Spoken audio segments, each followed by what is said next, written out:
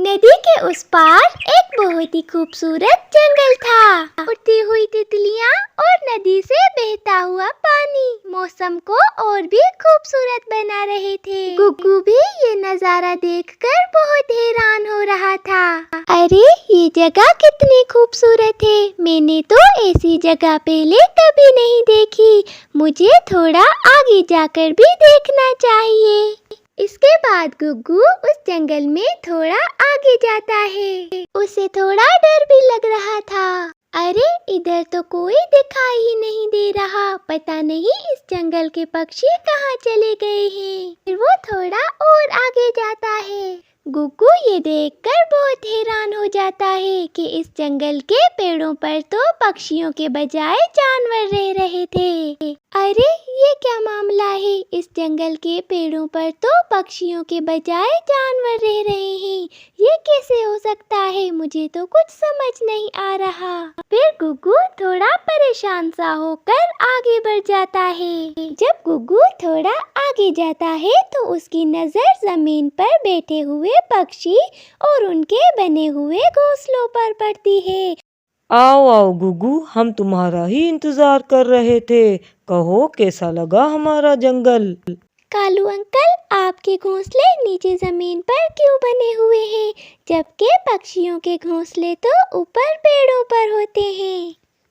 पेड़ों पर घोंसले? ये तुम क्या कह रहे हो? हम पक्षी तो नीचे जमीन पर ही घोंसले बनाते हैं, और हम पक्षी तो क्या, इस जंगल के सारे पक्षी ही जमीन पर घोंसले बनाते हैं। कालू अंकल, तो क्या आप सब पक्षियों की तरह उड़ भी नहीं सकते? अरे ये क्या कह रहे हो बच्चे, पक्षी भी क्या उड़ सकते हैं? कालू अंकल, ये आप क्या कह रहे हैं, मुझे तो कुछ समझ नहीं आ रहा। यहाँ तो सब उल्टा ही हो रहा है। मैं आपको उड़कर दिखाता हूँ। इसके बाद गुग्गू उड़ने की कोशिश करता है, मगर वो उड़ नहीं पाता। देखा बच्चे, मैं तुम्हें कह रहा था ना, तुम तो खामखा की जिद कर रहे थे।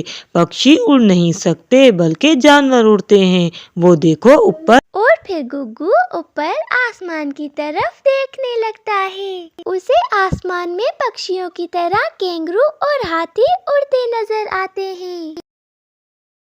देखा बच्चे, हम पक्षी नहीं बल्कि ये जानवर उड़ते हैं। तुम पता नहीं ऐसी बहकी बहकी बातें क्यों कर रहे हो। ये सब देखकर तो गुग्गू चकरा सा जाता है। उसे समझ नहीं आ रहा था कि वो कौन सी दुनिया में पहुंच गया है, जहां पक्षी जमीन पर रहते हैं और जानवर आसमान में उड़ते हैं। मगर गुग्गू को यहाँ आए काफी देर गुजर चुकी थी, इसीलिए उसे भूख भी लगी थी। कालू अंकल, मुझे बहुत भूख लग रही है, क्या आप कुछ मुझे खाने को दे सकते हैं?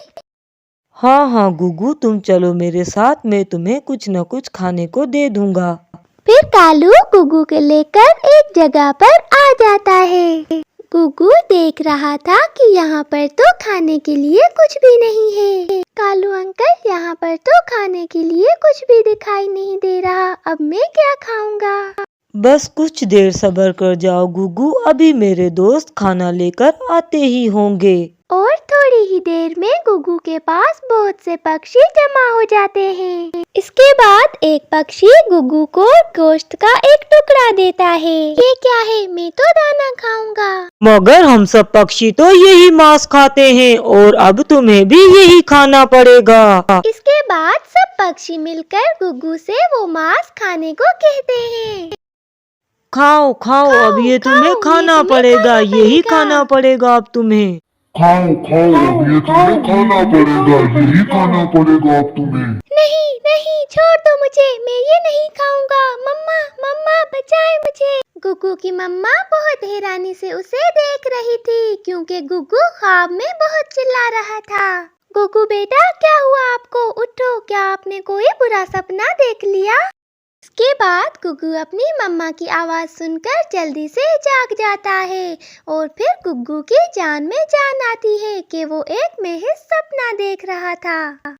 हाँ मम्मा, मैंने एक बहुत बुरा सपना देखा। मैंने देखा कि पक्षी जानवर और जानवर पक्षी बने हुए थे और वो मुझे जबरदस्ती मांस खिला रहे थे।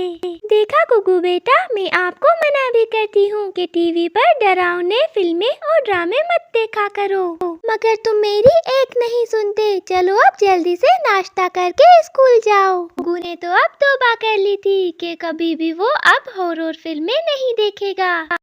ठीक है मम्मा, आप नाश्ता लगा दें, मैं जल्दी तैयार होकर आता हूँ। प्यारे दोस्तों, अगर आपको हमारी वीडियो पसंद आए तो वीडियो को लाइक करें और चैनल को सब्सक्राइब करें।